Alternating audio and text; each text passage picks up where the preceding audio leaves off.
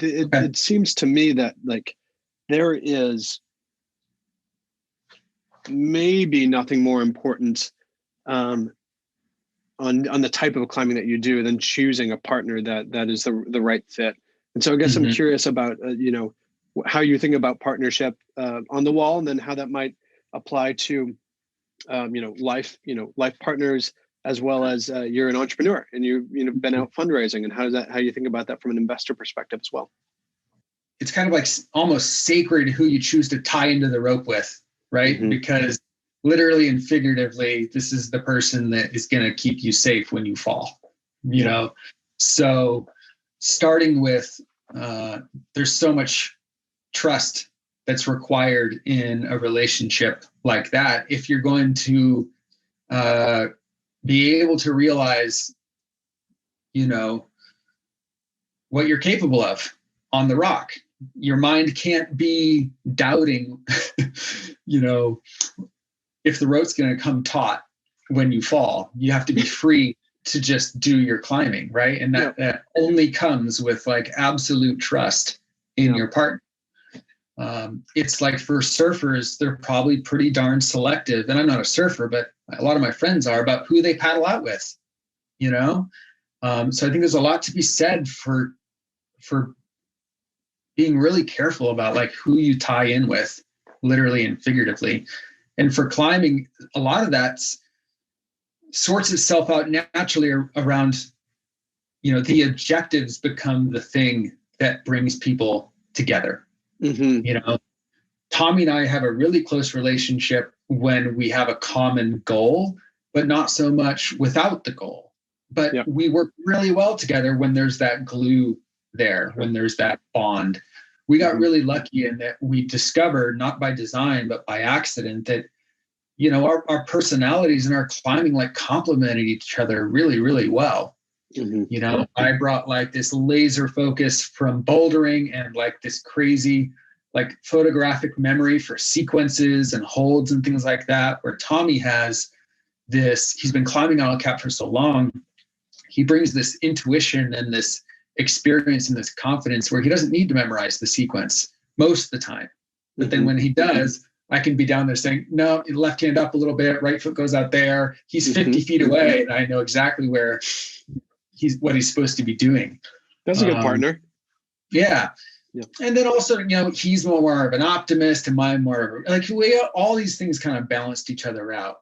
But I think it starts with kind of a common commitment in climbing that looks like a certain objective. And then just a trust in one another. And with those two things, I mean, obviously partnership's a lot more complicated than just those two things, but I think without those two ingredients, not much is going to happen. Yep. So, when it comes to like life partners, Jackie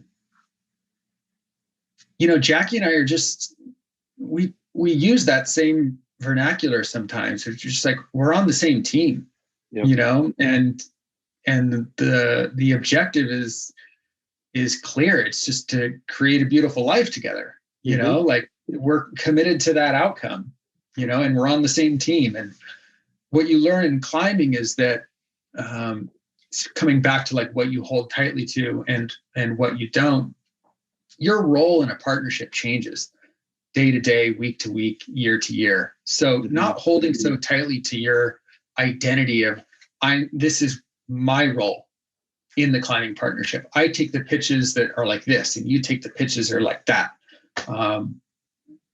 And likewise, in your personal life, like you think you're the rock. Well, you can't always be the rock. Right. You can't always be the provider. You can't always be whatever it is. Like on some days, it's going to be like this, and on some days, it's going to be like that. And that's what your partner is there for.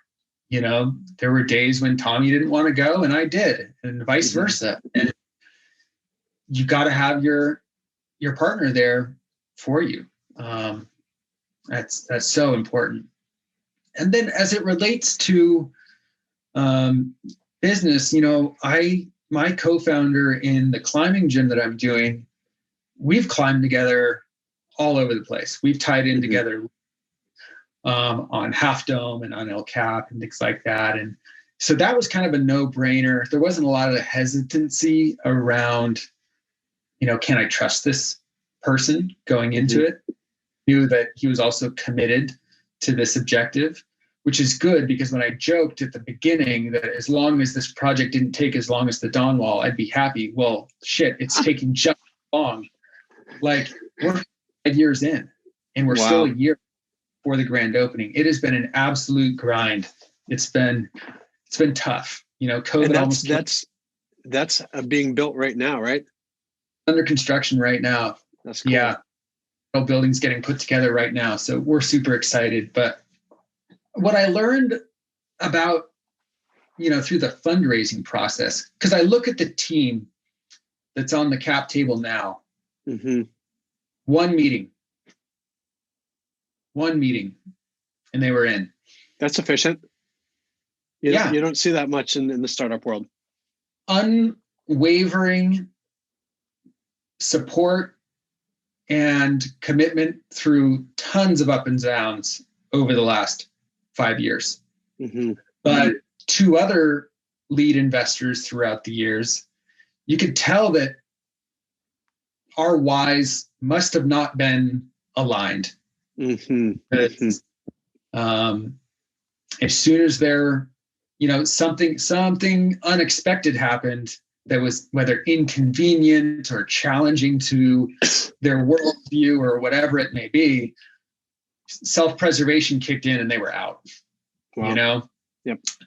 But the team that is in place now is the same team. It's just like different composition. Some people ended up taking bigger roles. No one's backed away, but some folks have just stepped, they doubled down on their commitment and their belief in this thing. But I find that part amazing. And I won't base like all future fundraising on does someone say yes in the first meeting or not. Yeah. But that's probably good as far as expectation setting goes, right? You have to expect hardship in fundraising. Yeah, totally. Yeah, fundraising is hard, man. Yeah, it is. It's full time for sure.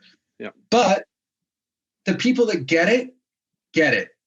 Like the folks that, even if it took time to like hash out the details of it all, everyone that said yes from that first meeting like stuck with me as we ironed out all, and the deal structures changed a ton over the years, and the risk profile for folks has changed over the years, and but everyone's stuck with it, and I'm really proud of that team. Like we're all tied in together now, now that we're under construction, like this sucker's happening.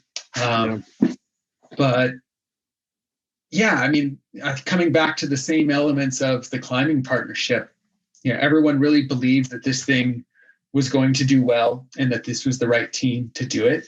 And they wanted to be a part of it. And they trusted Mike and I to execute, that we were the right ones to do it and that we weren't going to let anything get in our way. And that's turned out to be true. I did think that COVID was going to kill the project, but and that one was totally out of our control. Yeah. But in October, we made a bet on where the world would be by Q1 of 22, and we felt optimistic and said, "Let's go for it." Yep. And thankfully, all the investors, even through COVID, were like, "Let's go." Yeah, I feel really fortunate. That's kind of a dream team, I feel like. Yeah, we'll see how the next one goes, but I'm really proud of this team.